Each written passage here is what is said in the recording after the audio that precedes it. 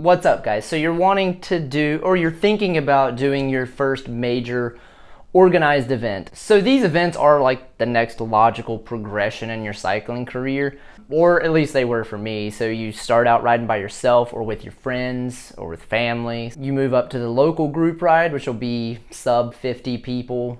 After the local group ride, people usually will do what I call a cookie ride. I'm pretty sure they're called cookie rides everywhere, but that might just be in the Charlotte area, mainly because you would get cookies at the end of it.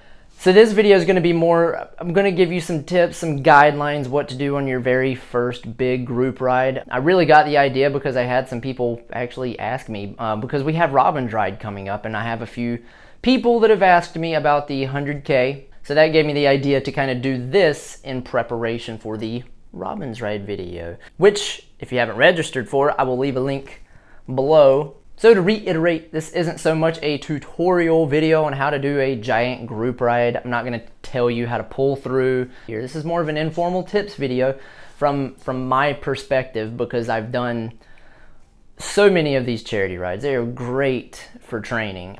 So the reason I really wanted to cover Dog Days of Dallas, this ride in particular, is because it really holds a special place in my heart. It was the first charity ride, cookie ride, whatever you want to call it, that I finished with the lead group. Ever since then, I have done it pretty much every year, like 9 out of the 10 times. I can't remember the last time I didn't do the ride. Through its ups and downs, it's not the biggest ride in the area, but it is some of the best roads that you can pick. So I don't know, I enjoy it every year. It's always hot as balls. It was very humid, very sticky. Got close to 100 degrees while we did the rides.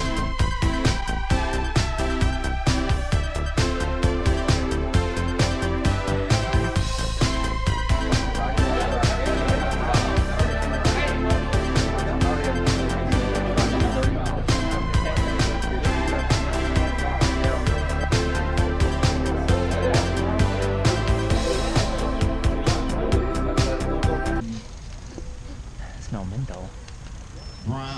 Something brown road. Menthol? Yeah, George Brown Road. George Brown Road is also being prepped for repaving. And smile. Let's go. Roll it out. So I would break this particular ride into 3 sections, a beginning, middle, and end. The beginning will always have the biggest group, will be the easiest section, but will also require you to pay the greatest attention to the infamous gap. Let me explain this. So because there are no categories at this charity event, you get a whole slew of skill and physical ability thrown together all at once. What this means is that inevitably, someone who doesn't quite have the fitness will leave a gap, which makes a lot of people surge to close the gap, and that makes the yo-yo effect. Basically, all that means watch for gaps, especially in the beginning. My computer. That's just the only thing I can mount it to. You see what they had at that KFC?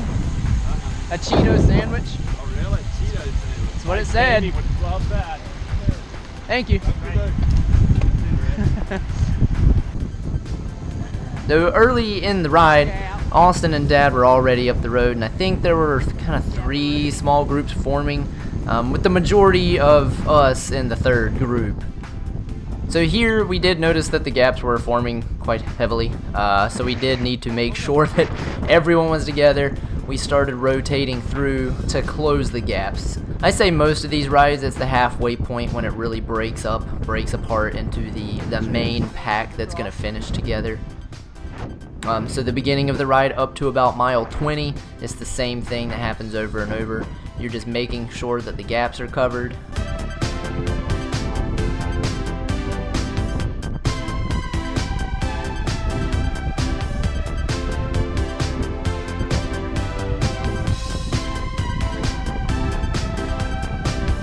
So right here's a good little tip, saves you a little bit of energy. If you're coming up on a group and you're heading pretty hard on them, you don't really have to speed up, but don't slow down. Don't hit your brakes, just pull up alongside of them, let the momentum take you around them, and then once you match their speed, you can fall back in. It just saves you a little bit of pedaling. So here's a classic example of surging. There is a gap up the road. Somebody had to pull out here because they couldn't hold the pace. leaves a gap, the person behind them picks the pace up. And what that basically does is it exacerbates the surge until you're at the back and you're having to go 500 watts just to sit on because of the surging. So at this point in the ride, it's still maybe 10 miles in. Austin, my dad, and somebody else were up the road. I thought I would rail it and bring the group back together into one.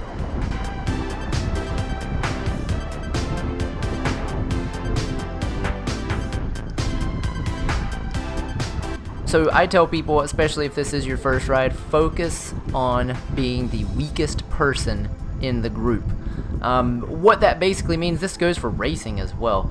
You want to act like you're the weakest person there, mentality wise. So let me explain this. So basically, you shouldn't do any pulling, don't rotate through, don't cover any of the gap, and watch for them. Like, ride smart, ride for yourself. If this is your first ride, nobody is going to start yelling at you that you need to pull more. If they start yelling at you that you need to pull more, that means they're hurting and they're about to get dropped.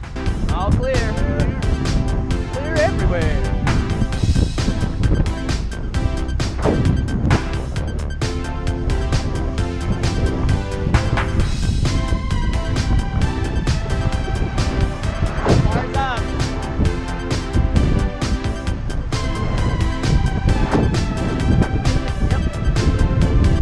So once all the initial surging stops and ceases and the group has formed into the main lead pack, I guess, I think it maybe would have been 15 of us at this point, you just start rotating. Everyone kind of settles down, you kind of get into a rhythm, and everyone works together. It's not until probably halfway through, like I said, it's usually mile 30 to 40 when people start hitting it, picking up the pace, and trying to see who's still fresh.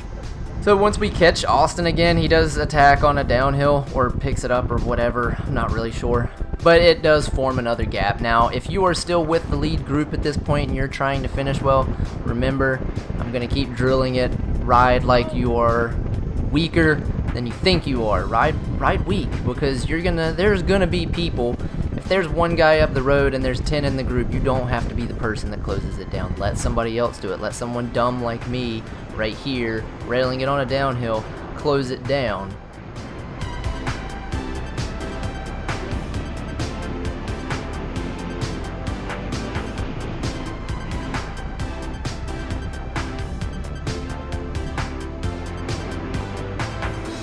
So, like I said, this is mile probably 30 to 35. This is Plateau Road.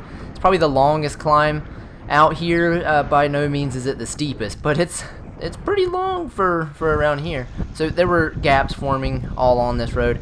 So Austin was still up the road, and I picked it up. I held about 300 watts. I didn't think I was crushing it, but it ended up just being me, Austin, and Sean.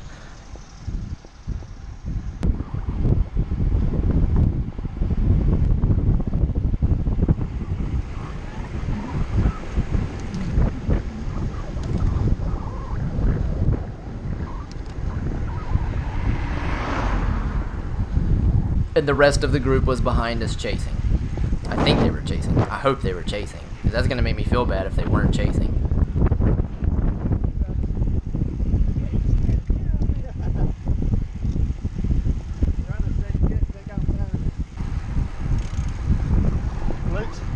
Did a bunch of miles.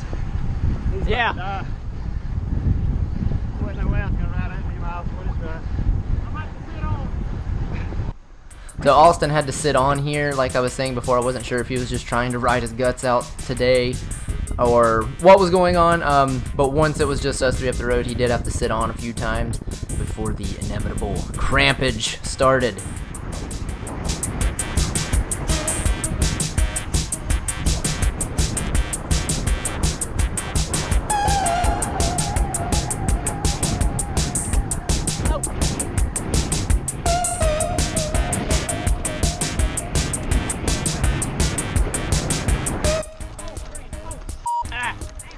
Wrong gear. So this is a classic example of cramping. Ow, ow, ow, ow. All right, I'm gonna stand up. I'm probably gonna cramp. Oh, cramping now. Yeah,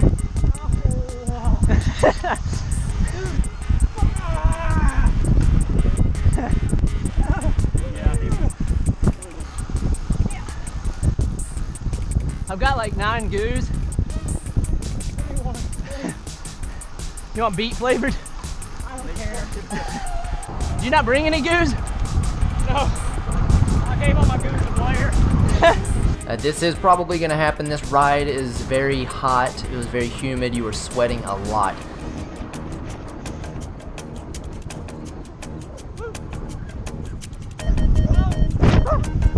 Sit! The only big piece of advice I can give anybody to steady the cramps and not make them happen is you have to prepare for a ride like this at least 2 to 3 days in advance. That means you need to be fueling correctly for those few days in advance, hydrating correctly. If it comes to the day of and you start cramping, there's no real alleviating the cramps. It's too late if you start cramping. You need to make sure you're eating every 30 minutes during the ride. It is going to be a 60-mile ride, or 62, whatever. Make sure you're eating, make sure you're hydrating. I always carry, this is usually a 3-hour bike ride, I carry 1 bottle per hour, so I put one on my back, switch them out.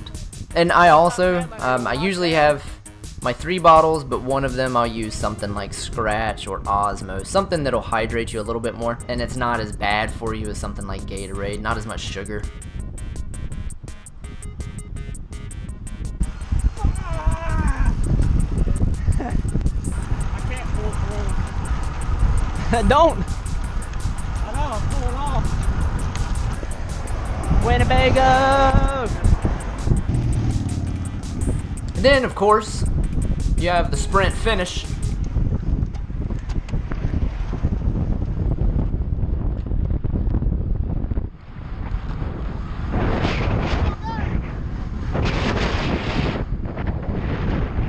You win. So guys, mainly for these rides, my biggest pieces of advice, I will say Phil Guyman probably put this best. But I've heard it most of my cycling career. If you want to do well, if you're targeting a specific event, be it a race or be it a cookie ride like this, you need to really focus mentally on trying to ride like you're one of the weakest people there. And I don't mean that like you sit at the back of the pack and you let the lead group just go, and you're dropped at that point. I'm talking about you suffer, put your suffer face on, slobber like a dog, and just hold wheels. Don't pull through. If you find yourself on the front, don't pull longer than 2 or 3 seconds. Just pull off as soon as you can, go to the back, rest and recover. The ride is gonna get hard at some point. Okay, so that's about all that I have for you. This went a little bit longer than I really wanted it to. I was wanting to just be like, here's a 3-tip video that's 5 minutes long. Sorry, I get carried away. But I'm working on another video. This one should be a shorter one because we have Robin's Ride coming up. So like I said before, click the link below, go register for it. It is an awesome event. I will see everybody at Robin's Ride. I'm definitely going to be covering that. And I think that's probably about all that I have for you today. Alright, love you all. See you next time. And it wasn't lost on me that we're wearing the exact same kits and we had to get lost together. That's pretty funny. He was going back home. That was all part of the plan. But then I'm assuming y'all caught back up with the however many, 5 of them. Freaking time traveling, man. Killing it. I sat on the wheel the whole time. Like, oh my God. Well, if there's somewhere you're gonna do it, that little area, it's pretty flat. You can roll it. Every time you pull through, I was like, "Argh." I think I pulled through twice, Cameron. Like, Tom, 2 really hard times. I'm gonna sit on, Tom, just do what you can do.